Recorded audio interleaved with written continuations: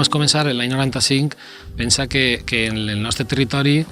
estava Daniel Belda, un poc més al sud estava en Alacant Mendoza, Enrique Mendoza, però no n'hi havia més de 4 o 5 projectes en tot aquest territori dedicant-se un poquet a fer vins un poc especials, no? El repte era això, anem a tratar de posar en marxa un projecte i tratar de fer un vi el més especial possible. Anem a apuntar alt i anem a veure fins on som capaços d'arribar.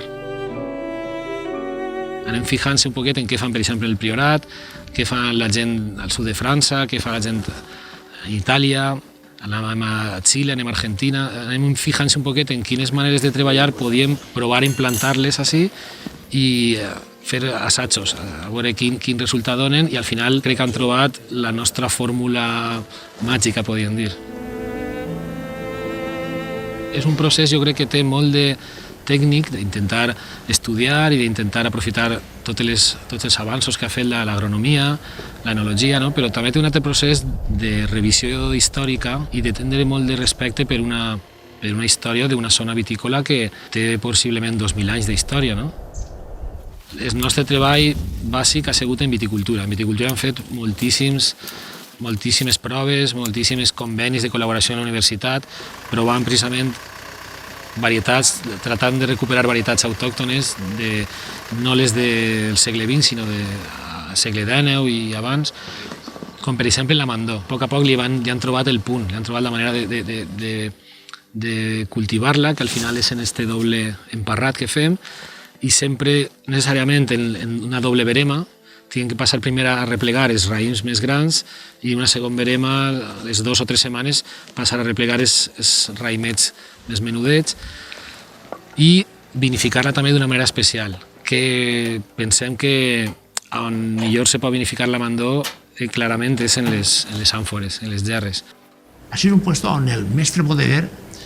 ho té que fer tot sense recursos, sense més recursos que no és qualsevol cosa, que la seva intel·ligència, que la seva intuïció i que això que té cita a la mà.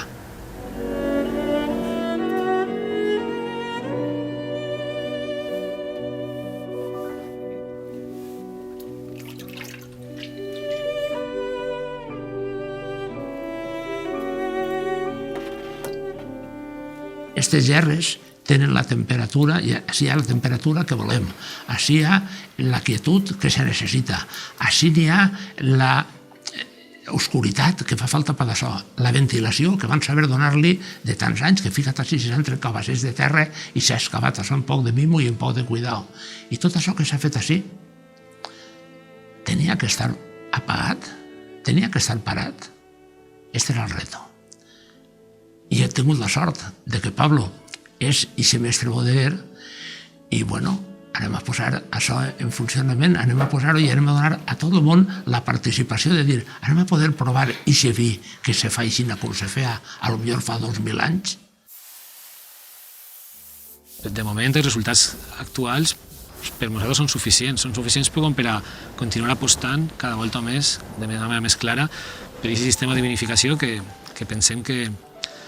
té molt de sentit i que pensem que inclús podria ser una tendència a seguir un poc o que veurem créixer en els pròxims anys.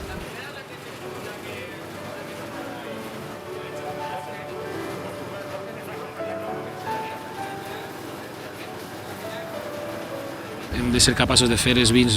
de continuar fent vins bons i si pot ser més bons encara, però